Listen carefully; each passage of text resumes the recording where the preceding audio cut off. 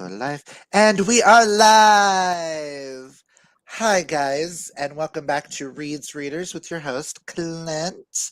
And we are here for the Baa Book Club live discussion on Roland Rogers Isn't Dead, which, does any of us have a physical copy of it?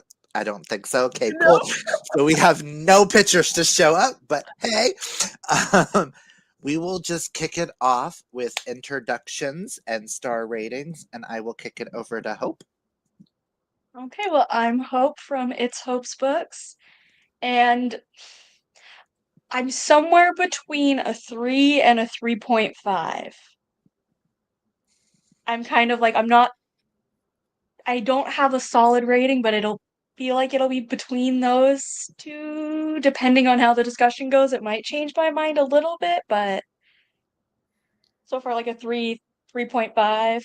I did also just finish the book like an hour ago, so I'm letting it sit a little bit, so we'll we see. are in the exact same place because I just finished the book about 45 minutes ago. So I just finished the book at 1:00 here. So. Yeah, so we all just finished this book. I'm Jess from Honest Fiction, and I gave it the exact same rating, somewhere between a 3.5. So, yep. So I'm the outlier here. And I gave the book, because y'all are on my channel, I gave the book a 5 just because of how hard I was crying at the end. I couldn't not give it a 5. It's not a new favorite or anything, but it's one of those that I think this book will stick with me. Plus, there was like one line in the book that the minute I read, once they said a certain line, I paused the book and I started crying. And it was one towards the beginning. It literally was just like a throwaway line, too. So when we get to that, I'll mention that. I was going to say, are you going to say the line? Because now I'm curious. Okay, when we get to it. Actually, I can go ahead and say it, even though we have a spot for quotes, but we'll do that later. The line was, coming out of the closet didn't make me happy. It just gave, I don't remember the exact quote, but it gave me the power to live. It's a good one. He wasn't happy, but he wanted, and that hit me hard because I was like, coming out of the closet didn't make my life happier either. It made it where it was, I didn't want to die anymore. So it's like that quote, just like religious trauma. Every time he talks about religious trauma, I went, yeah, I feel it. Okay, let us do our thoughts on the characters, which there's only 3 to talk about here, pretty much. Yeah. So let's start with Adam. Our thoughts on Adam. I liked that. The only character I would say I didn't really like would be Zoya. But as far as the two main guys, I really liked both of them. Yeah. They both had their quirks and flaws, but then their good moments, and overall they were two really good, well written characters. I think I might have liked Roland a little bit more just because I feel like we got a good grasp of his history. Oh my god, some of his history was just those were the hard moments for me reading it, just Yes. what he went through and things like that. So I feel like I have a soft spot for him a little bit more than our main, but I liked both of them a lot. Same. I have the exact same thoughts. I will feel say, with Clint, you go. Skipping ahead to this, did anybody get Evelyn Hugo vibes? I have not read that. Like a modernized Evelyn Hugo? A little bit, yeah. Because Roland reminds me a lot of Evelyn. I can see that. In a lot of ways. Yeah. The way that they were telling the stories and stuff like that, just slightly different than that book. But I was just like, this is the first thing that kept popping in my head. It didn't while I was reading it, but now that you've said it, I can definitely see similarities. So back to what you were saying, Hope. I was like, for a second there, forgot what I was about to say. I was like, I had it all in my head. But with Roland, he's very much that complex character because it's like you don't get to see his like reactions, you only get to hear them. Like when you're in Roland's point of view, he can describe how Adam is like visually looking while talking. But with Roland, you don't see that because obviously he's a ghost that's haunting electronics. So he has that complexity, which just made me like him a little bit more because he had to be more expressive in how he words things to convey that emotion. And I If that think makes there's any sense? like, doesn't he do that to what's her name? Zoya, where he's like, oh, I used to give her this look, but like I can't Yeah. give her the look right now, so I have to convey it via my voice, which I thought was kind of cool. I thought that was such an interesting way of doing his character too, to where like, yeah, he's a ghost, but the fact that Adam can't see him at all. Most of the time when we read books with ghosts where a ghost is a main character, they can still see them. But the fact I that he feel can't. like I feel like I would not have liked this book as much if it would have just been your classic, like, he's a ghost. Mhm. I would have been like, okay, well, this is boring, but it because it had that extra level of like he was haunting an Alexa. Like, what other book has that in it? There was one throwaway line that literally had me pause, and I just went, why wasn't this actual scene in the book? Where he said the whole that he made him go buy an electronic vibrator to possess it. And I was like, my brain like literally paused, and I had to pause the audiobook because my brain went off on a tangent going, how would that work? I think I from a literally have that writing part. from a writing perspective, like my brain went, how would a scene like that work? Would the vibrator be moaning along with him? Like, what is going on here? Or even because it kind of goes with the conversation, it's a thing that I have like highlighted is him doing ungodly things to me with the electric bidet.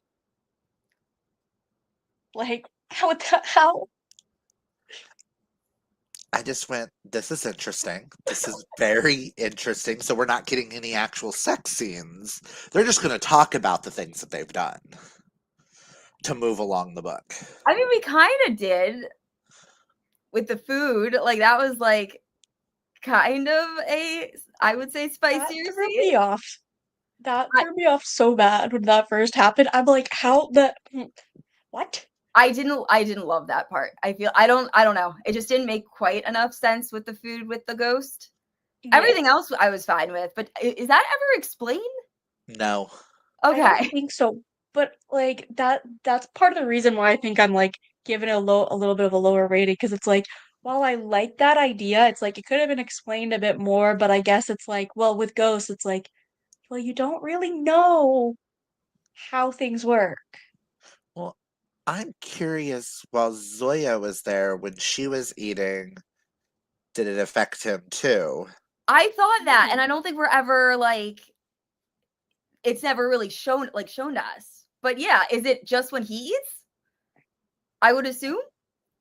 I would hope, because that could get very awkward for a gay man. Very, very quick, yeah. Like I will say I do appreciate the Cary Grant references thrown in randomly. And I was just like, as a lover of older movies, it's like, yes, come on, Cary Grant. Also, do y'all think the author was inspired by Fast and the Furious and Paul Walker? in what way? Because they keep talking about the Crash movies being like car movies with explosions and stuff like that, and having an actor with blue eyes, blonde hair, who used to do in-depth dramas and stuff. I was And picturing Jason Statham this entire time. Oh my god, I can see Jason Statham too. Which But this entire time, but no, that makes Paul Walker. I would much rather picture, but this entire book, I was picturing Jason Statham. like in my head, I thought at first I thought Vin Diesel, but when he started talking about, oh, he used to do dramas and he's done romantic films. Yeah, I know in Paul Walker's past, he's done some more romantic themed video that weren't just action film after action film.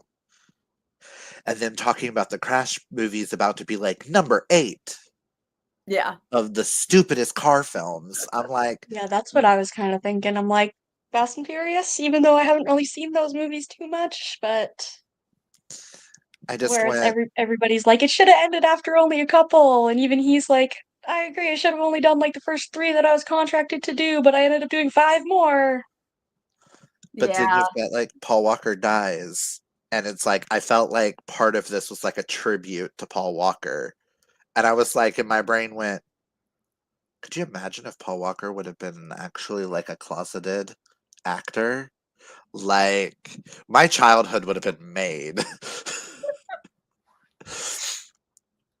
Okay, so do we have any favorite scenes to start with? Any that like really stand out?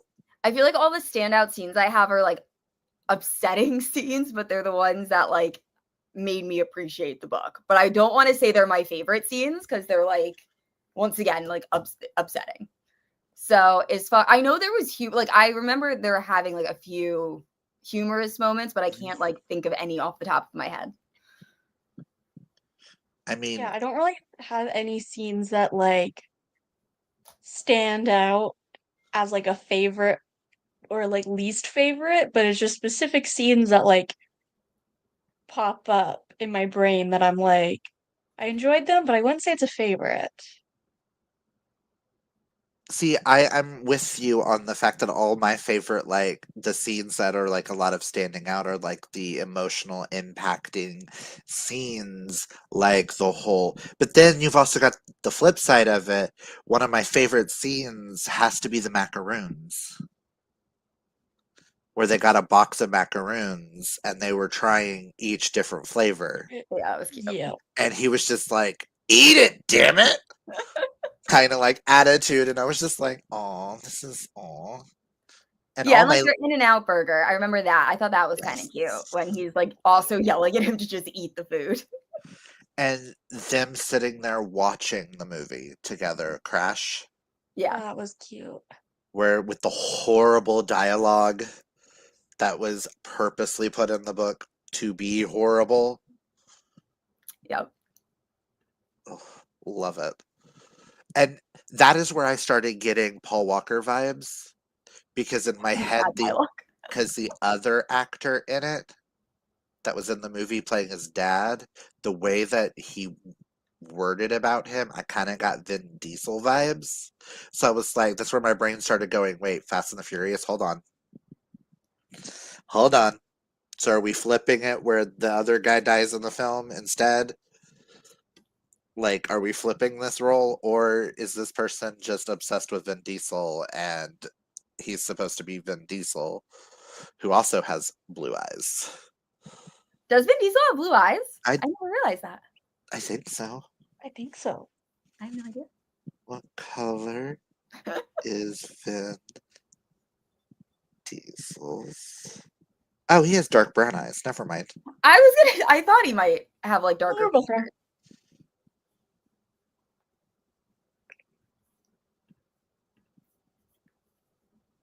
Was I right on Paul Walker's eyes? Paul Walker has blue eyes. He has gorgeous blue eyes. I know that. Yes. Okay. I was right there. Okay. It's like once I was wrong on Vin Diesel, my brain's like, wait, was I right on the other? Oh, we have a comment. Hi, Trin. Hi. Hello. But all my least favorite scenes involve Zoya. Yeah. I Yep. hate her. I feel I hate like her she too. shouldn't have showed up. She shouldn't have been there. I don't give two rats ass about her. She should go away. That's at the point where it's like, if I wouldn't have been reading this for a live show, I probably would have just been like, okay, I'm just gonna stop reading the book and come up with my own ending.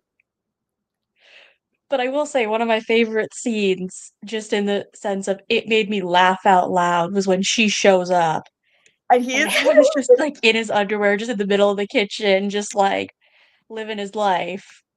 And then she's like, "Who are you?" Pretty much. And it's like, awkward. The minute she showed up, my brain went, please tell me she's not going to be one of those straight girls who's always been in love with her gay best friend and have always hoped that he would go for her. And then I went, crap, she is. Yeah, I was gonna say she kind of was. I was like, Yeah. no wonder she's being an itch bay with a capital B. Just like, ugh. But yeah, all the scenes I like, they were heartbreaking, but they were just so beautifully written. Are the heartbreaking scenes? The scene about the donuts, where he got chastised for grabbing 3 donuts. 3 donuts. Yeah. So Instead now, of just getting one. but I liked the full circle at the end, where he got donuts, where he Yeah. ordered 3 donuts. Because he was just like, screw it, I can do it if I want. I was like, Would you, I don't know if you have a question about this, but would you consider this a romance? Because it doesn't really have that stereotypical kind of ending to it. yes and no. Because I don't think I would consider this technically a romance by like the definition of romance. I think for my spreadsheet, I'm gonna consider it just like a contemporary. Yeah. It's like a contemporary with like a little bit aside of romance, I feel. See, this is where I get more Evelyn Hugo vibes, because it doesn't end like your typical romance Yep. does either. But it also, now that we're talking about it, it kind of gives me The Gay Best Friend by Nicholas Didomizio, I read that one. where there is a romance in the book, but it is not labeled a romance because it was a journey of the character. Yeah. Not, it wasn't a journey of let me find love and happily ever after in the end. This was Adam finding love in a haunted place, which brought him out of his depression. Yes. Because the entire time I was reading this, I was wondering how we were going to get an HEA. But I would honestly kind of think that the donuts were their own little HEA, because he finally kind of like does get out of that depression at the end. So it does have that like happy moment. But I Yeah. kept wondering if him and Paul were going to end up together in the end. Like the way Paul was talking with him yeah. at that end part where they like flashed forward, and how Paul was like, how pretty are his eyes? Does he really have the abs he has? It's like, is Paul secretly gay too? I was like, please tell me they're not going to end up together in the end. Yeah, that if the author would have done that, I would have been like, okay, but why? Yeah. Be like, yeah, nah. I also wondered, because there was that one scene where he went back to his body, the nightmare dream sequence was, I wondered if they were going to go with that plot point of his agent trying to kill him. I was like, at one point, I literally went to Goodreads to see if it was labeled as a thriller or anything. And I went, okay, we're good. So we're not going with that plot point. Okay, cool. Because if it did, I don't know where the hell the book would have gone. I was positive he was just like in a coma or something. And like all of this was like a dream, and they were going to find him at the end and like not and be fine. Yeah, that's what I thought as soon as he woke up in his body there. It Yeah. was like just kind of like, oh, where is this going? Yeah. Or I thought when Adam jumped off the thing. Yeah, that was the other way I thought it was going to work. And I was like, oh, they'll be together that way. It's like, oh, well, they'll just be ghosts together. Okay. Yeah. I just went, alrighty then. So he's dying, and he's not dead. Yep. Never mind. Yeah. But I kind of liked the fact that after that happened, Zoya kind of changed a little bit. She's still selfish. Very And selfish. I didn't understand her reasoning behind it. Like, I just didn't get it. I understood it like the tiniest bit, but not to the extent that she like took it of like I get that in the relationship it's like she was more criticized and like a woman in Hollywood is more criticized. Mhm. But I feel like she took that a little too far of just being like, oh well my thing's more important than your thing. Like if you share this right now, you're gonna ruin the rest of my career. It's like last time I checked, he's the one that's fucking dead and doesn't have and will not have a career after Yeah. this. And if she's It's like really his you can best take friend, like the back seat for like a couple years and then do your frickin' You vibrator have the rest thing. of your life to do whatever you want. So Especially it was yeah. over a fucking vibrator like Vibrator. launch deal or Yeah. some shit like that. Like pulling a Gwyneth Paltrow, Yep. and she even mentions her in it. She does. And I love how the fight that they had where she threw at him the whole Leonardo DiCaprio deserved his Oscar. And I was just like, wait, what? Why are we bringing up Leonardo here? You trying to make it relevant? yeah, I guess. And she was supposed to be an influencer, right? Like, wasn't that her? She was an influencer that turned into an actress and then like Turned into a model, then an turned into a actress, model. Yeah. and then released a song with Ice Spice. Okay. So she's just a 'Cause- jack of all trades. Yeah. Which was like One of because those she people. because she was featured on an Ice Spice song. Because that's what Adam's ex-boyfriend loved about her. And like gays need better role models. It's like, yes, we do. I see some of the people that the queer community puts up. Here we go. We love these people. And I'm like, are we sure? Like you want to rethink that? What have they done for us? Why are we supporting them? How much support have they given us? Okay. Did anything in the book shock you? I mean, I went into the book knowing absolutely nothing. Like, I don't think I read the description of the book until I was like 30 pages into the book going, wait, where is it? What the fuck? And then I read the description and I was like, oh, okay, this is what I'm reading. So I guess the whole book, because I went in literally blind, just knowing, oh, I have to read it this month. Because that's mean, what I do I for most of the Baa books, is I just, Clint tells me what to read, when to read it, and I read it. I was the exact same. I had no idea what this book was about. I just thought it was like a spooky, cute romance, and then I got like halfway into it, and I was like, "Oh, this is not what I thought it was." But we're gonna keep going. So yeah, all I knew going into this was Ghost and Ghostwriter. Yeah. Like, I just wanted the bare bones.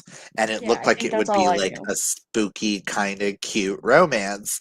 And I thought maybe, like you said, he was in a coma, not really a ghost. And then we're going to figure that out type thing. And I was just like, cool, that was just my expectation going into it. And then reading on to this, I went, oh, okay, we're going to start adding in Mormonism. We're going to start adding in childhood trauma. Oh, he was gay bashed. Oh, okay. We're going to go really heavy topics in a book that I Yeah. thought was a rom-com. yeah. Yeah, that I was reading as we were reading this, I'm like, well, this isn't quite what we want to read for this book club, but we will like still talk about it, obviously, because these stories do need to be told and talked about, but it's like normally we try a little bit more happy, cutesy, like, We promote joy and happiness yeah, and the good side of being queer, not the, oh, we get gay bashed and beaten and and like are stuck in the closet religious for trauma and how I many stuff. gotta decades. say the cover does not match the tone of the book by any means. It makes me even more curious about her other book. the Patricia Just Wants to Cuddle, which is Yeah. a Bigfoot romance. I'm sorry, what now? Patricia Just Wants to Cuddle? Yes, something like that. I only know about it because Nikki, anytime there's a Bigfoot reference in a book, someone sends them to Nikki. And I didn't realize this was the same author. Yes. So it makes me curious because that cover is kind of like this cover. So I'm wondering, is it gonna be just as heavy? Can you make something so heavy about Bigfoot? Like, I'll be impressed.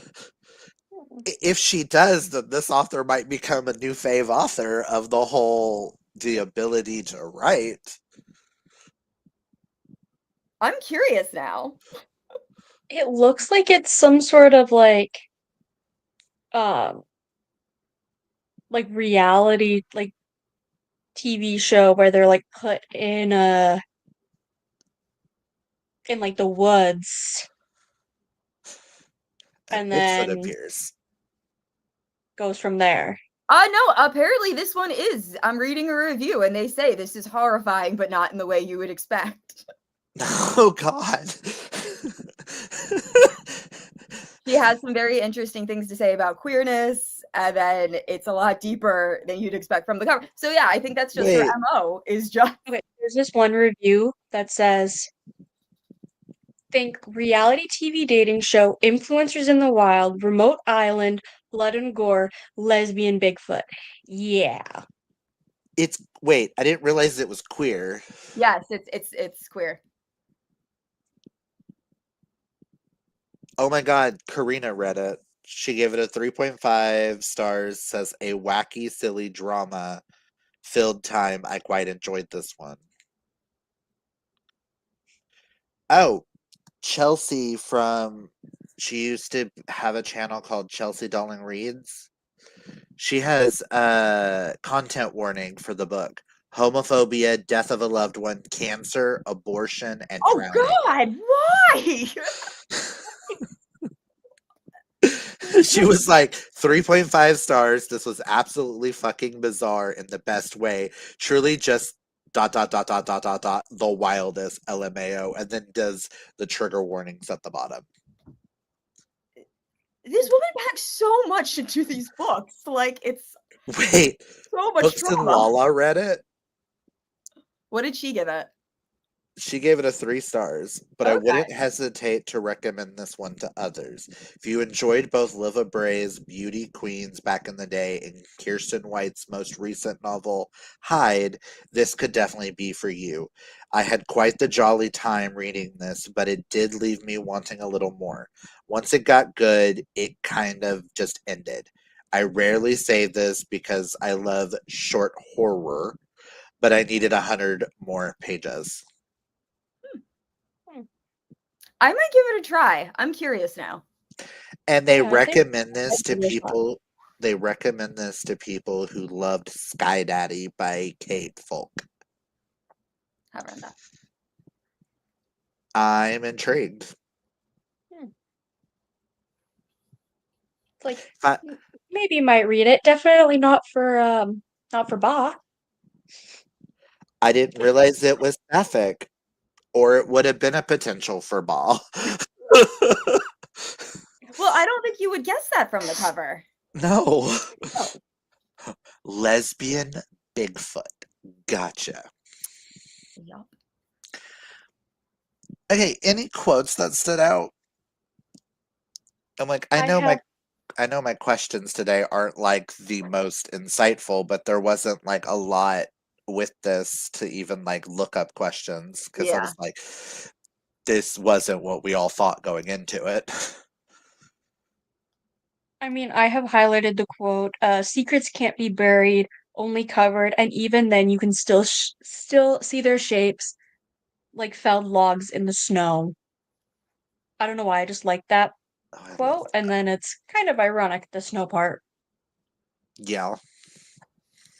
I think that's the only thing I really And then this one. Even though they supposedly fell in love with you, they don't want to. Back to the beginning of that, my brain forgot how to read. Even though they supposedly fell in love with you, they don't want you to be you. They want you to be who they want you to be. And that one, I don't know, that definitely hit hard because I definitely have been in those situations. Same. 100%. Yep. I think a lot of us would, anyways, as content creators, where they expect you to be like a certain way. And that's ultimately part of the reason why I kind of stopped, and I'm debating even if I want to do booktube anymore, because it's like there's that like standard of like, oh well, you have to do these type of videos this exact way, this, and I'm like, okay, but I don't want to. But then that creativity then is gone because it's like, well, I don't know.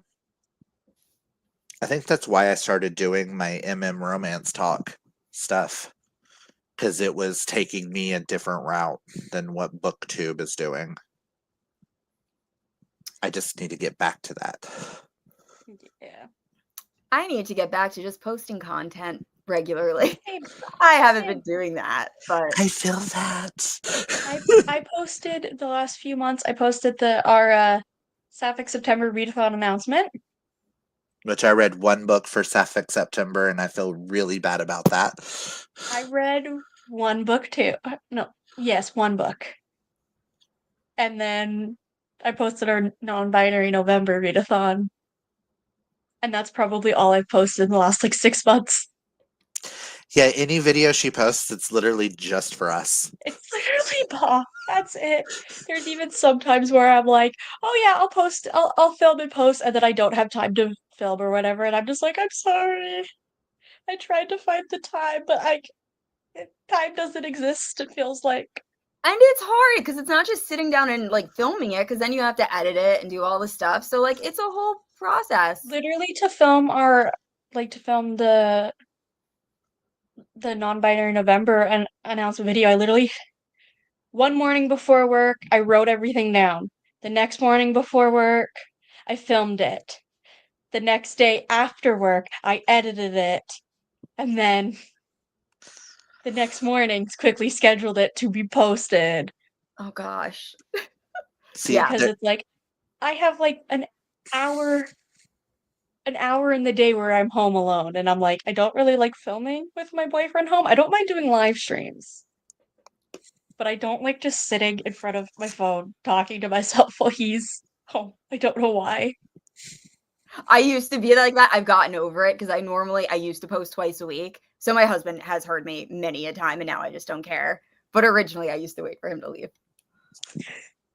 see, And it this used is to be so much easier when I worked a job where I'd have I'd have multiple hours in a day alone.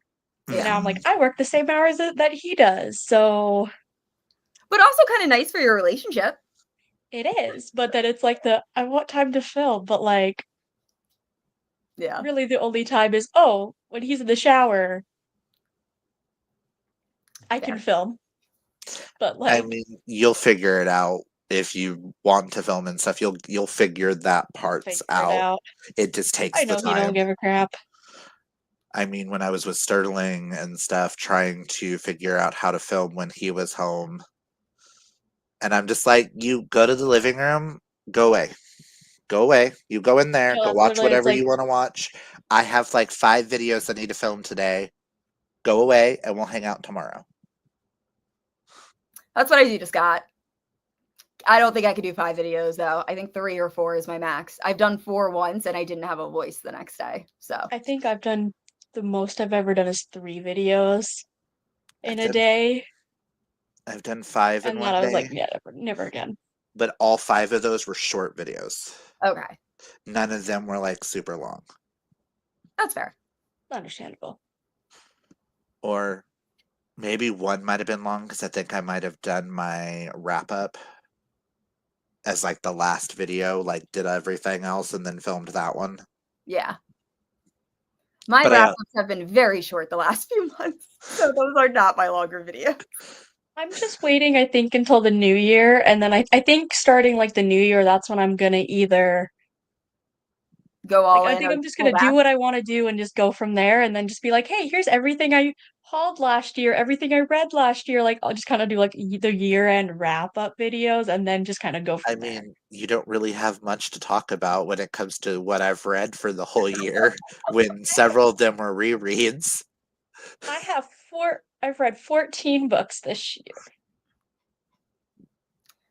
and I think three of them are rereads. So That's not bad. That's not That's too not many bad. not rereads. horrible. Although I'm currently one book I'm reading is a reread. So you can do a top 10. I could do a top 10. I'm working on my I think I'm gonna just do that. Wait, hold on. How many of the books are over 4 stars? 4 and over. Let me check.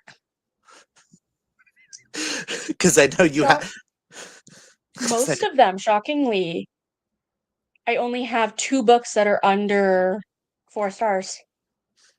So this one and the very first uh Baa pick.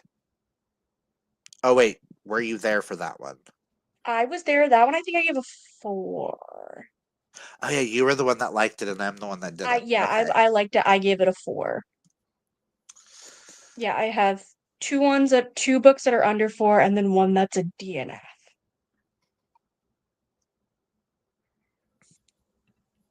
So decent reading year, I'm saying.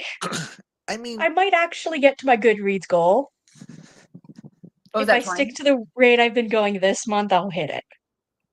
What was your Goodreads goal? 26 books. Okay. it's not bad. I'll be happy if I hit 20. It's fair. I don't set Goodreads goals. I set it as 1, and I want to see how much I read throughout the year. I think that's what I'm doing next year. It makes it more fun. It takes away the stress, the pressure. I have no idea how many books I've read, and I have not tracked my reading at all this year. I'm gonna say it's somewhere around 80 in that range, but I have no way of And let me looking it up. guess, 90% are fantasy romance. 95. 95. Yeah. Well, you went down a Rena Kent moment. That's why I Oh, gave you only that's 90. why. Actually, yeah, it's probably 90% because I did have a whole Rena Kent went full on with that, and I read like almost all of her backlist. So yeah, that's That's why I was like, probably yeah, no, 90%. it might be 90 I read just more of her because of books. Rena Kent. I've read one Rena Kent, and it Same. at the time was the only one I was interested in. Now I'm interested in the spinoff from that one. I don't think it touches that one. It's not as good. Not near. It's not. I mean, personally, for me, it wasn't nearly as good. But I would just read the other one again. The other one's so good. Gods of Fury. Ugh. Yes. I didn't even care about the rest of the series. I just read the most recent one in it because everyone was talking about it on TikTok as one of the greatest romances ever. And I was like, well, why? I'm like, do I have to read the other books to read it? My brain went, yes, you do. And my other side went, no, just read the one you want. If you want to read, if you love it, read the others. And I was like, yeah, I have no desire to go back to read the rest of the series. Yeah, And I you read still the love it, first just book in reading? the series. And I liked it, but never continued. No, just to like it when you don't have like the context of the other books, I think is really impressive for the author to do that. Yes. Well, it's Nico and Brandon. Wait. Brandon and Nico, yeah. Okay. I was like, is it Brandon or is it Brendan? Which one's which?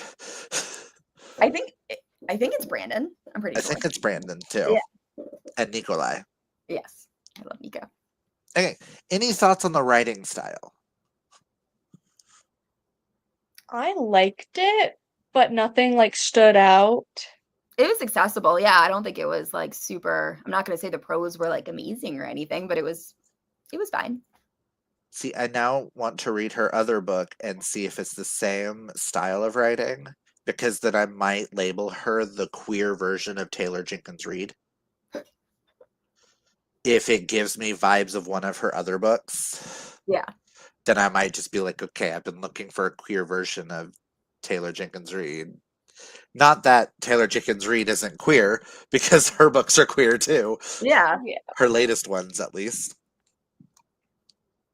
Because Evelyn Hugo and Atmosphere, at least. And then I think Daisy Jones even has queer elements to it. I think it's like, I can't remember. It's been I years. feel since like I I've heard that it's like vaguely queer. Yeah, it's like vaguely. It's Okay. like Yeah, I own it. it's like I need implied. to read it. Oh, it's so good. The audiobook for it is my favorite audiobook in the entire world. Yes, it literally feels like you're listening to a podcast of. It's an all cast audio, and it's like perfection.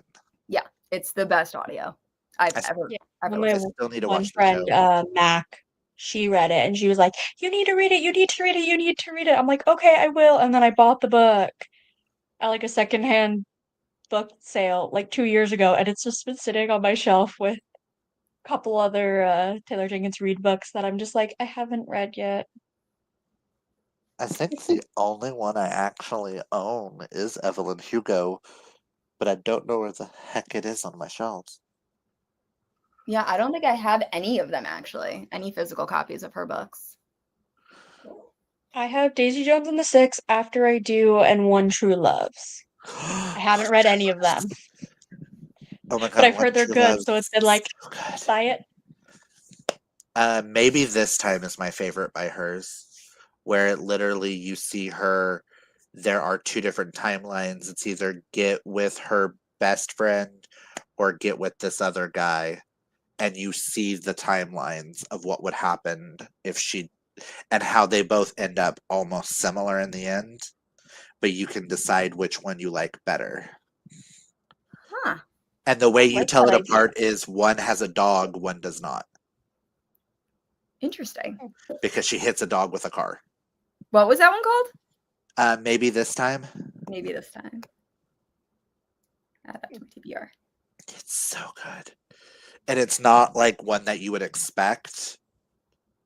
I prefer one timeline over the other. And some people prefer the other. It just like every other chapter is the other timeline. And it's the dog that like helps you to know which timeline you're in. That's a cool concept. As we're talking about it, did this book remind you guys of any others? I thought it was gonna remind me of or I think it's The Dead Romantics by Ashley Poston, which has the same exact plot of what I thought this book was gonna be, where it's a ghostwriter and a ghost shows up at her doorstep and is like, "I need you to write a book for me." And I think it is also his memoir, but that one is very much a romance and like completely different. Besides that, like introduction. Yeah, I don't have any books that I think that I can think of off the top of my head at least. The only other standout one that pops in my head, just because it's a ghost and a person, is How to Hang a Witch. But that is like such a completely different plot point, because it magic and witches and ghosts and things, so it like goes a completely different route. But that's the only other like major book that I've read that has like a ghost love interest I that feel I like can I've think read a of. book that has a ghost love interest, but I cannot for the life of me remember what it is, and I'm not gonna go through my Goodreads. We'll be here all day. Did they explain why he ends up like, was he just always kind of fading this entire time, or did jumping off the cliff like help him fade faster? I think he was fading the whole time because he kept passing out. Okay. Oh yes, I do remember that actually, where he missed moments. Okay. Where he Yeah, would we miss were like certain things. Yeah.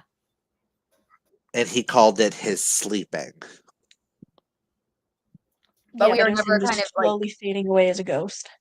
okay, but we never know like why he even stayed to begin with, right? Like it's just for some reason his soul For kind some of reason, he woke up at his home. yeah. I wonder if it's because he never told anybody outside of Zoya about him being gay. So wasn't- it's like he- unresolved issues. Yeah, he wasn't ready to pass on permanently, so he became that ghost, went back to his home because he knew, like maybe subconsciously, he knew that that was the place where he was the most comfortable, so that's where he went there and then realized what he needed to allow himself to pass on. Because you would think, him being a ghost, he would have died and gone back to where he was, where Yeah, he like where his died. body was. Yeah. So, There was a few things I just would have liked a little bit more explanation, but I feel like it's because I'm coming from fantasy romance and we're not always given all of the parameters, but I feel like we're given more than we were given in this. Yeah, it's too vague for my liking. I think that's why my rating is low, because it's like I more wanted it to be like, oh, he came back for this reason, why he turned into a ghost, why, like, how he passed on, like that little bit more of that stuff of like, why was he only able to control like electronic stuff, the food part, like all of that I would have liked a little bit more in-depth explanation of, even if it's just like the two of them doing research and like coming up with theories. Yeah. see, I think that's the part that I liked the most about it, is how vague it was. In the sense of, when you take something like this and you're putting it in a contemporary setting, I think I'm okay with it being vague. If this would have been taken and put into a fantasy romance setting, that would have irritated the heck out of me. Yeah. But I think just because it is contemporary and them not fully understanding the world around them, because there's so much unseen things that we'll never understand, I just went with the flow of, oh, this is just not something the author thought was important to tell us. Okay, just go with the flow. And then just the conversations they had kept making me cry. So I went, all right. Would you reread this? Probably not. Probably not. I might, if I get a physical copy, to physically read it so that I can read the words instead of just listen. Some parts are too heavy. Like Roland, like when we find out why he kind of stayed in the closet for so long, I feel like I wouldn't. Too heavy to read again. Yeah. That was not where I thought that story was going to go. Same. I 100% did not think that story was going there. And then he gets him into the apartment, and I was like, oh, I think I know where this is going. It's not going to be good. Yeah.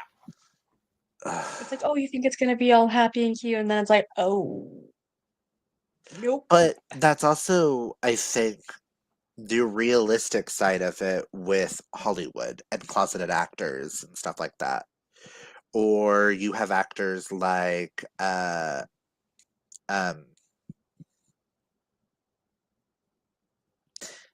Fraser. Yes. My brain kept wanting to say Brendan Urie, and I'm like, no, other Brendan, other last name. But actors like that who were bullied and stuff like that, and they had where he was sexually assaulted. Yeah. And stuff, which is why he left Hollywood. Anthony Rapp too. He has a whole. I read his memoir, and he goes into it.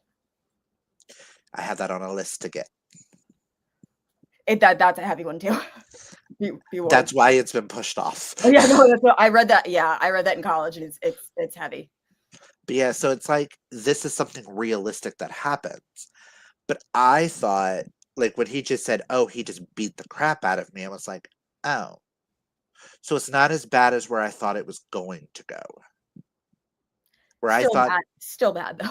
Still bad, but I thought he was going to be SA'd. Yeah. Along with it. Yeah. It's like, oh, you're gay, I'll show you how gay you are, type of, like, attitude and stuff. Yeah. Instead, just beat him to a pulp to the point that he thought he was gonna die. Which still isn't great, but... Been there. Oh, God. So yeah, I will not be rereading this book again, but it did have those. Yeah. Would you read another book by this author? I think we've already established that I think all of us are interested in Patricia Wants to Cuddle. Yeah. 100%. Would you recommend this book to others? Potentially, if it seemed like that's what they were looking for. Yeah, but I wouldn't like recommend it just to anybody. Like, oh my God, you have to read this book, or like, oh, like for a vague reason. But if somebody was like, I want a book with ghosts that doesn't have your typical tropes, Mhm. I here might you go. recommend it to Evelyn Hugo fans that are looking for something similar, but not like in the exact same vein. Yeah. Because that might be like something that I'd be like, well, if you like this, you might like this. It has similar themes and similar things that he goes through that she went through, just differently and with a ghost. If you're okay with a ghost Here you go. and a ghost possessing vibrators, here you go. Yeah, my Yep. brain still can't process that. I don't know which part was more confusing, the vibrator or the bidet. They Like, how equally. do you use the? Both. I just want to know. My brain goes, how do you use a bidet in a sexy? I don't even want to know. My brain wants to know, but not want to know at the same time. I get it. I think Like, I read when I read that, I how? was like, I'm curious, but not. Not We're not. curious enough. That's not a thing we're googling. Okay. Any lingering questions or thoughts on the book that we have not discussed?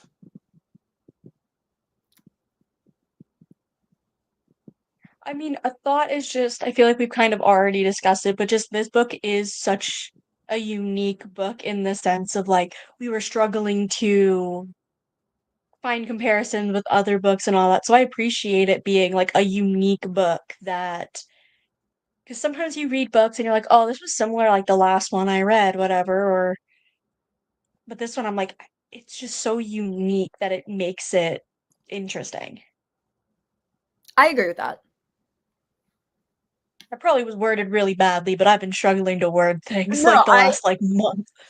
I completely agree with that take Yeah. because I feel like I've read a lot of like there are some books I'll give I feel like a lower rating because they're just so filled with like all of the tropes I've been seeing and it just feels like the same book I literally just read. So I do appreciate this for like definitely being unique. And definitely for it to be taking us away where we all thought it was going to go this way and it pivoted way off to the other side and we're like, oh, so this isn't a romance. Okay. And it goes there so like I don't know, the pacing, not that it's not the pacing, but it's just like we really went from like it seeming kind of like a rom-com to suddenly trauma. Like it really kind of went all over the place. It did, but it didn't feel like it was disjointed either when it did that.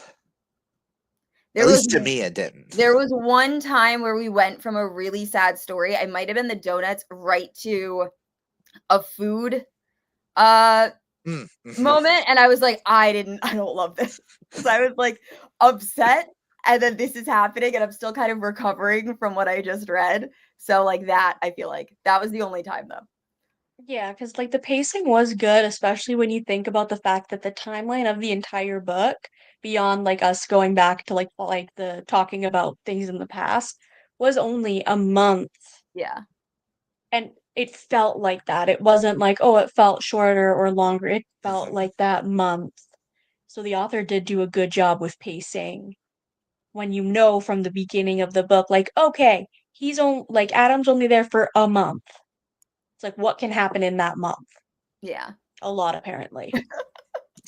I mean, we're gay men. We sometimes can fall really fast and really hard, and then a week later, like one person's like, I found my future husband. The next week, he's dead to me. I feel like that is very much the queer community, especially if they were like younger queers. Oh. But Okay, I don't know if this question Jess can do, but it's our typical question of the whole. On a scale of 1 to Felix, where would we rate Roland? Felix is from oh god, The Romantic Agenda yeah, Okay. which I've by still Claire yet to Kahn. read, but I know what we're talking about. I know who we're So talking do we about. love Felix? Yes, Okay. Felix Yes. is like, put Felix up there with Brandon and Nikolai. Okay. Of Okay. like, he is like the epitome because it's an asexual romance, and the way he works, like way he felt like he gives her the breath and stuff to breathe, and he doesn't pressure or anything. It's just like he is like the epitome of that book boyfriend. I What? still need to read I've been it. wanting to read an asexual romance. What was the title? The Romantic Agenda Romantic Agenda. by Claire Kahn. There are some amazing discussions. And after you read it, if you want to, go back on my channel and watch the live where our guest host is asexual, and we were able to have, to me, it's still one of my favorite discussions I've had all year. I'm still so mad that I could participate in that because I didn't read the book because I was moving Yes. during that time. Like I remember wanting to read it so bad and then like moved and then like literally like 2 days after I moved, I got sick.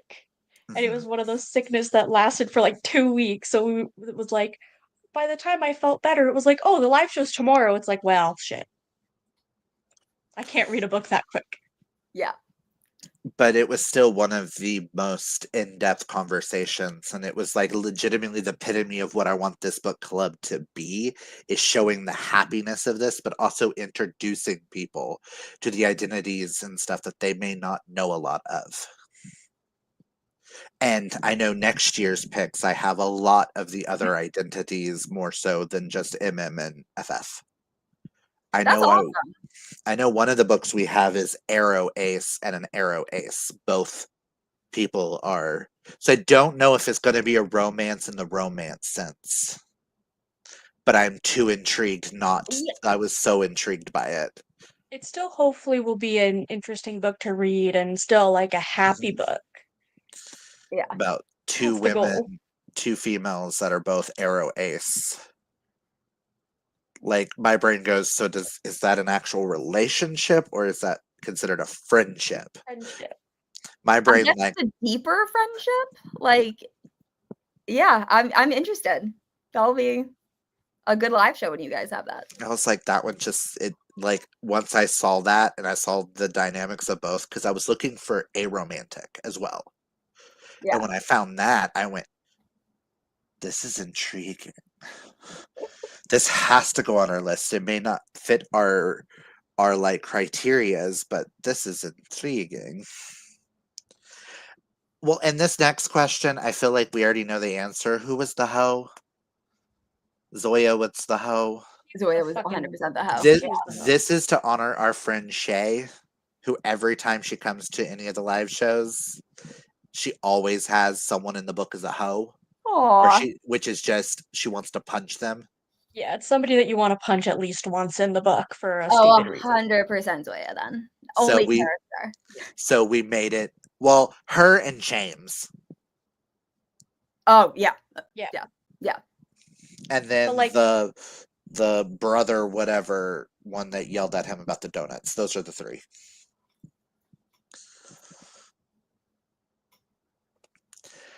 Do we think this was a good representation of queer literature? I would think I so. mean, I'm gonna say yes in the sense of it did display realistic stories. Agreed. And I learned a lot about the, like, you actually, we didn't really mention it after that, but like the religious trauma and everything. Like, I've never really thought about how much harder that makes life if you are like trying to come out and you have a family that is like that. So I learned stuff from this book. So I definitely, I think it was Worth a read. Yeah, Go ahead. I know, sorry. I'm like, I just remembered a book that is kind of similar to this and like the uh like religious trauma and queerness is autobiography by Christina Oh my Lauren. God, yes, I yes, just like yes. as soon as you said that, I was like, that's a book I've been thinking about like all day, just being like, what was that book called? Auto. Wait. Boyography, and it does deal with Mormonism and coming out as queer, and it's a YA, but Yeah, it YA is set at like high school. Got it. it is really powerful when it comes to that. That is the perfect. I was sitting here thinking earlier, going, I've read another book with Mormonism and queerness, and we've Yeah, discussed it yeah. because we did it for Seasonathon. So it's like I talked to the authors about Gosh, it. yes. What book is this? And I couldn't think about it. I And it's think I not a remember. book that you would expect from them either.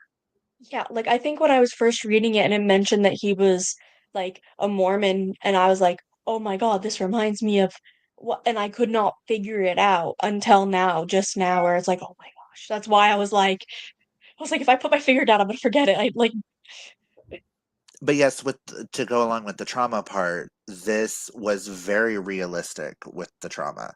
As someone who was raised hardcore Southern Baptist Oh, by my grandparents, and I live in the Bible Belt, coming out as queer and you searching, there are different versions of the religious trauma. Mine went through the path of I read almost every different religion's book. I read the Bible, I read parts of the Quran, I read parts of the Mormon book, I read parts of different religions trying to find one that wasn't going to say I was going to hell. And then which also made it where I had a lot of sexual trauma because I used to sleep with really ugly people that I thought were disgusting because I thought I deserved to be punished for being queer. So those little parts of like, and I've had those lines where I've had someone look at me and go, "Oh, you're going to eat 3 donuts? Are you sure about that?" May not have been donuts, but it was like, "Are you sure about that? You're already fat." And I was super skinny. So it's like there's all that trauma that is all blended in with the religious. yeah. So I do appreciate the book on that. Now we're talking about religious trauma. The only other book that's popping in my head now is The Serpent King by Jeff Zentner, I which still need to read that. isn't queer, but feels queer. The Serpent King. Oh no, I haven't read that one. Oh, it's such a powerful book. I've been saying I was gonna read it since 2022, baby. It's such a good book. It's one YA that I still recommend to everybody. Because it's a small town in Tennessee where the town's name is based off the founder of the Ku Klux Klan. One of the main characters, his father went to jail. His mother blames him for his father having child pornography on his computer. But his dad was the head of one of those really extremist religious like Christian groups where they pray and they pull out snakes and they pray at the snakes that if the snake bites you, then that's God's will. If the snake doesn't bite you, then you're in God's favor. It's like very extreme. And then there's the female character who is one of the world's best influencers with fashion and just wants to escape the town. And then there's the third character who wears wizard robes everywhere because he just likes to get lost in books. Aw. And his dad beats him and stuff like that. And Oh, it's just like it's a very it's like powerful book. it's like there you go. There's Oh, Oh, and I hate the fact that his dad's name is Clint. Aw. Every time a Clint shows up in a book, he's always a stupid redneck asshole.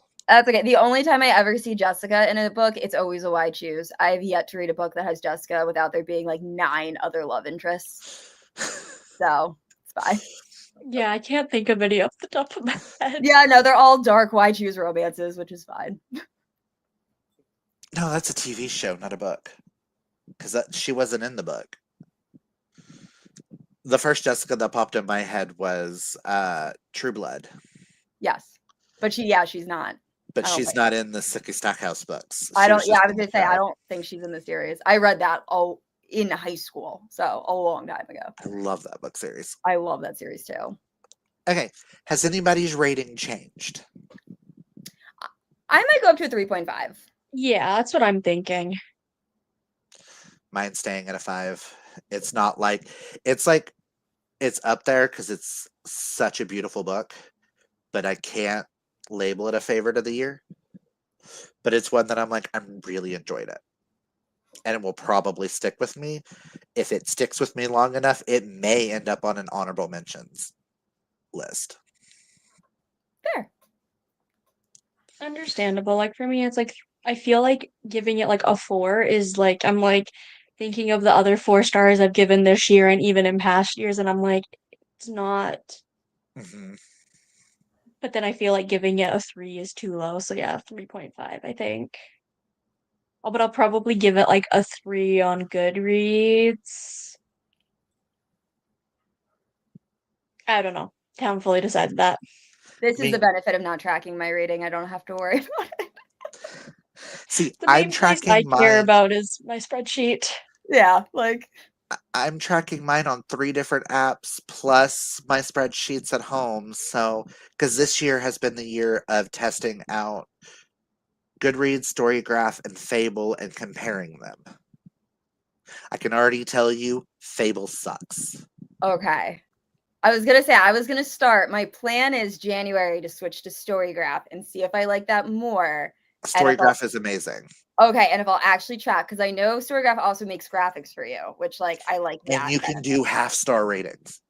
Oh, I love that. So yeah, I That's the think I'm only gonna. reason I'm debating switching to Storygraph, but I'm like, I like Goodreads. I It's would because, probably like it's been there the whole time since I started reading, uh, so I don't want to give it up. my issue with Fable is you can't add rereads on Fable, so it won't count towards your thing. Oh, that's annoying. And I just tried to find a comic that I read today afterwards so that I could finish the 3. I can't find it on Fable to count it. And it's a Batman comic. They Oh, don't have that number should 3 be. or number 4, but they have 5 and 6 and on, but 3 and 4 I can't find on Fable. That's weird. Fable is really good for book club discussions and book clubs. Storygraph I like a lot better because it graphs everything for you, tells you which Fable does as well. Fable does the same graphs. It's just Storygraph you can actually add rereads and you can do half-star ratings. Fable you can do half-star ratings as well. But Fable you can also do 0.75 and 0.25s. Okay. So it's like there's good about each and bad about each. And I think there's another new one. My friend April from Happily Ever April just posted a video of one I had never heard of. So I'm gonna look into that, but she seems to be loving it. Ugh. Don't tell me there's Just another the one to ad, test. yeah. But I'm like, I may continue with Storygraph next year as well as my Goodreads. I might It's try Storygraph. I think that's one that I had it for like a couple months a few years ago, but then it was just at the point it was too much tracking, too much everything, because at that point I was reading like a book every other day. So it was like every other day I'd have to spend like 10 minutes updating everything, and I just was like, this is too much work. I'm just sticking to Goodreads and my spreadsheet, and then Um, it's been like 3 years. which wait, what?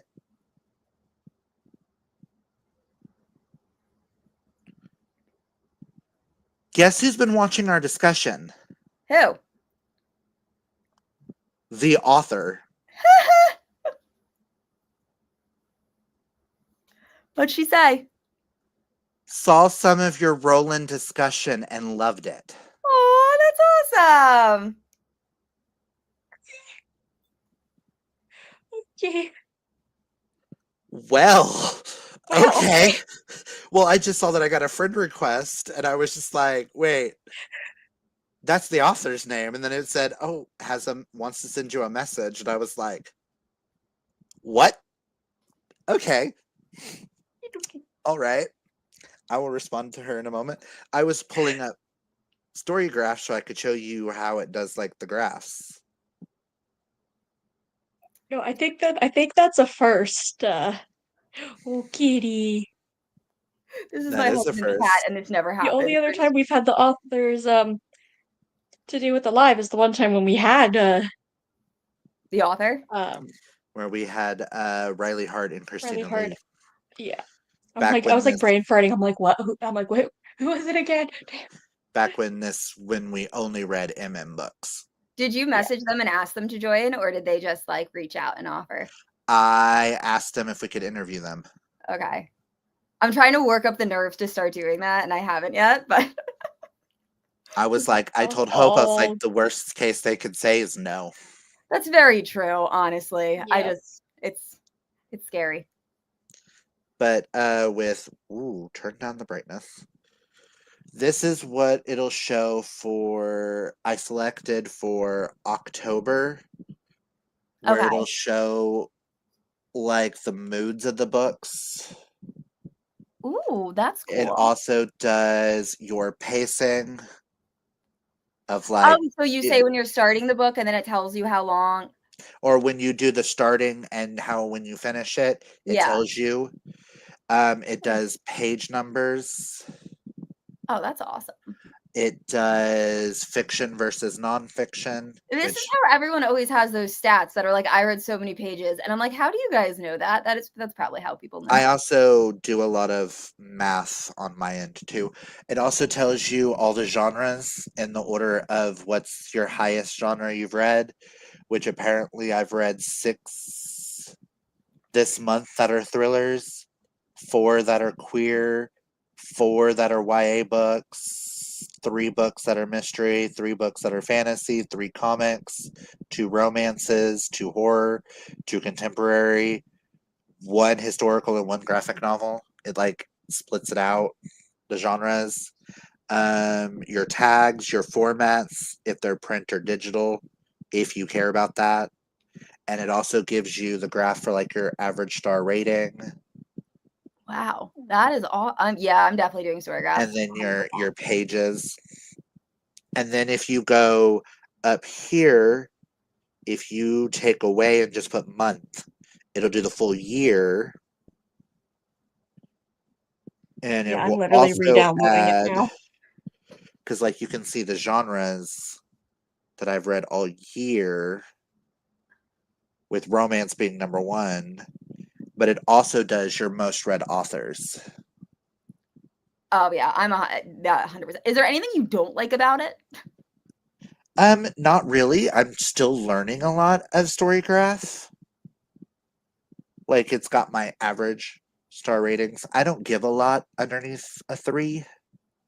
Neither do I. I'm if An I'm giving it avid under a DNFer. 3, I probably would have DNF'd. Yeah. And when you add a book, actually, go to October so I can go to the books.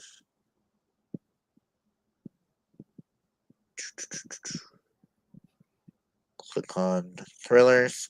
When you click on like the genre you've read, go back. It will list every thriller you've read. So Yeah, you have a list of those. And if you like go back to the book to click on it, when you see your review, when you edit your review, it has things like this book would be for someone who is in the mood for something, and then lists out different if you care about that type of stuff. I haven't cared about doing that parts yet. I plan That's on probably getting really good though for like rec videos if you can say things that like books have in common and then pull it that way. How Oh. would you rate the pace of this book? Slow, medium, fast? Is this book mainly plot or character driven? I like Is that there question. strong character development? Did you find the characters lovable? Would you say the cast of characters is diverse? Are the flaws of the main characters a main focus of the book? They've Your star definitely changed rating. things since I used it. They didn't have that type of stuff. Would you like to give a book a star rating from 0 to 5? And it actually gives you the point where the 0.5. You also get 0.25 and 0.75. And then it's to help other users find similar books. What would you say are the main themes, topics, or tropes covered in this book? 1 to 5 items. You just write in the little box. That's awesome. I plan on next year getting more into that part of it. It also has the whole, would you like to add any content warnings? Yeah, I think January, I'm 100% gonna like dive into that and try to track. Yeah. Because I love all of that. That's what the thing about Fable, when you're adding the books, they have emojis for like, you could either just say, I read this in October, and it'll count it for October, but you don't actually have to put the day you finished it. Yeah. Because it only does the day you finished. It does not do the start and finish. Got it. And then it'll say you'll do the star ratings where you'll have to drag the thing over. And that way you can do 0.25, 0.5, 75. And then it also has, how did you feel about this book? And it has emojis. I don't feel like the emojis fit. Because it's like, you have the surprised emoji, you have felt angry, excited, satisfied, loved. Yeah, that's a little too basic. Way too basic. But I do like the next set of emojis, which are the level of spice. And it has the definitions underneath each one. Oh, this one talks about spice, but it's Closed door or something like that. closed door. Fade to black. Oh, there's a little bit of spicy scenes. A little bit more explicit. Really freaking explicit. So like you can put which level. And they do similar graphs. But instead of you having to select each month at the start of Fable, if it'll pull it up, go to my profile. It also gives you a reader summary. That I'm a mystery seeker. You've collected high-stakes adventures and explored dark secrets, reading thrilling tales of friendship and intricate bonds. The stories you read celebrate courage and complexity in relationships. But you'll get to see your graph is more like this each month, and it lists all the books. You see the pictures. Yeah. And then your best reading streak, because on Fable you can say I'm reading this book today, and then when you finish it, and it will do your streak, and then it'll have most read genres,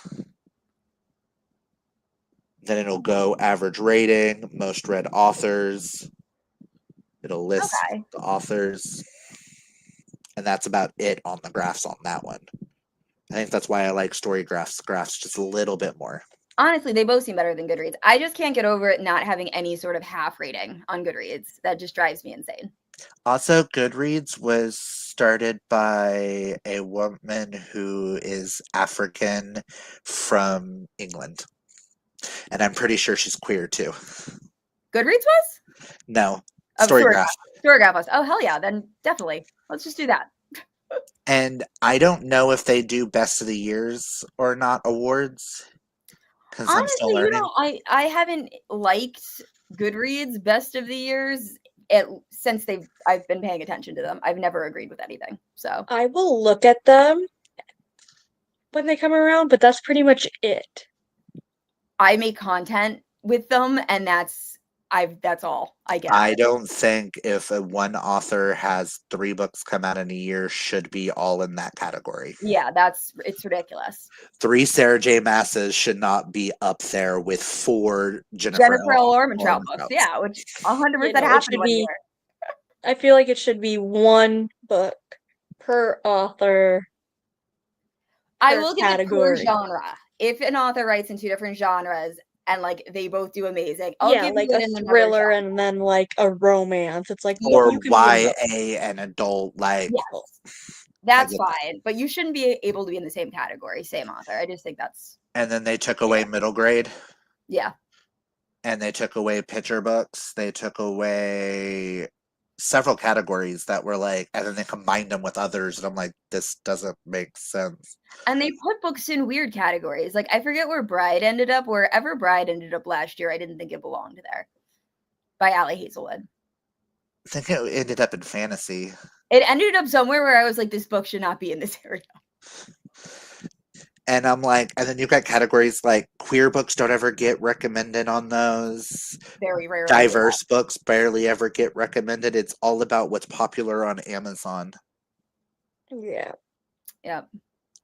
But let's go ahead and end this before we do kind of too went on bad that. of a tangent at the end. We went. I think that was only like 20 minutes. That's about average for Yeah. us. That's fine. But thank you, For about a Jess, for 20-minute joining us this tangent month. each life. Thank you so much for inviting me. I'm very happy I read it. I did end up enjoying it. So I mean, you are welcome back anytime. I mean, I can always send you the list that we have for next year and see if I would any love of to them join. catch your fancy.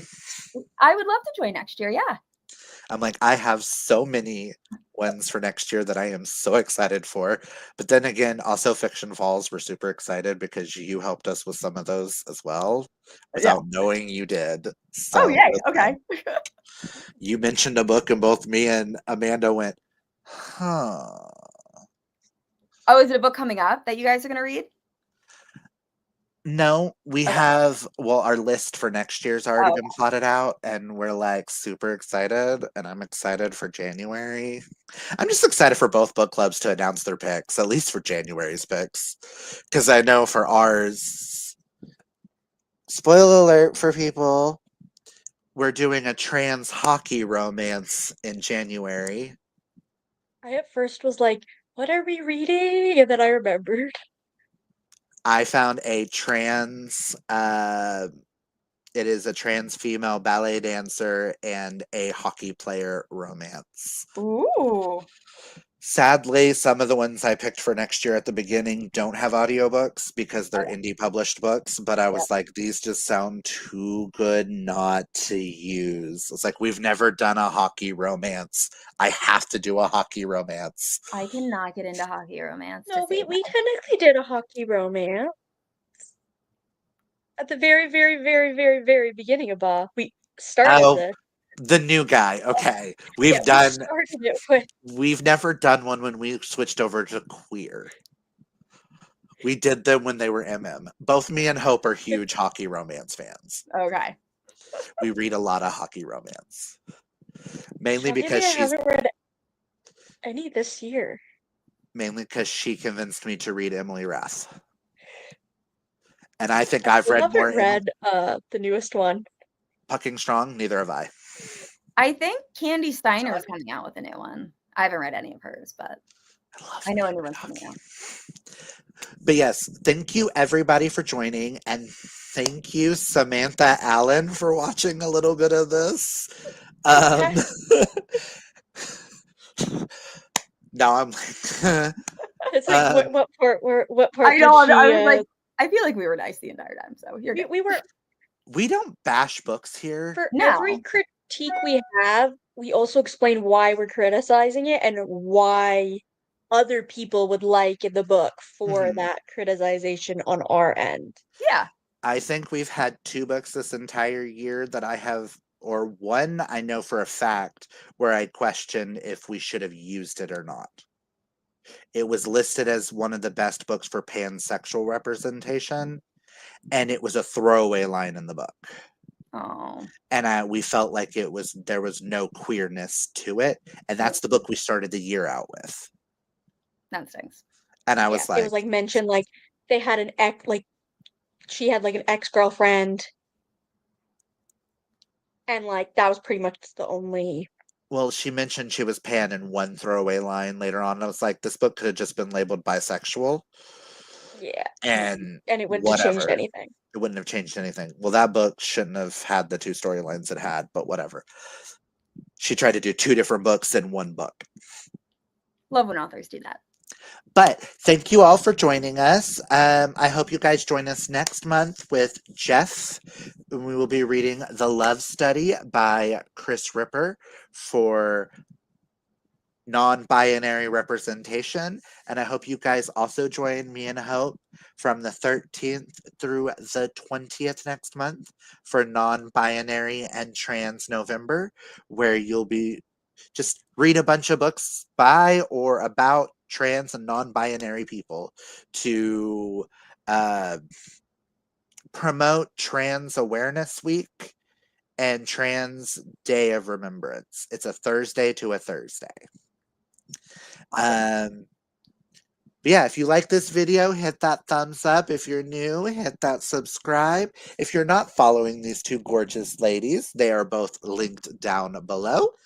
Go watch their channels. You will love them. And if you love fantasy, romantasy books, go follow Jess. We get all of her best recommendations from her. Yeah. Like you put out list of beyond list, and I'm always like, okay, add to wish list, add to list. Yeah, now I'm like, oh, I'm gonna definitely watch some of your videos and probably blow up my Amazon. I'm filming an upcoming romantasy for the rest of the year on Tuesday. That'll be out on Wednesday. So that'll be a good one. And Jess posts videos every Sunday and Wednesday. I do. I should be. I not so much, but I should post them every Sunday, Wednesday. It's like the goal. That's the goal. But that's all we got for you guys. Remember to embrace your inner rainbow, take care of your mental health, hydrate or mummify, as they say. And until next time, I hope you guys have a fabulously gay day, month, year, whatever it is. I hope it's fabulous and gay. Until next time, bye. In the broadcast.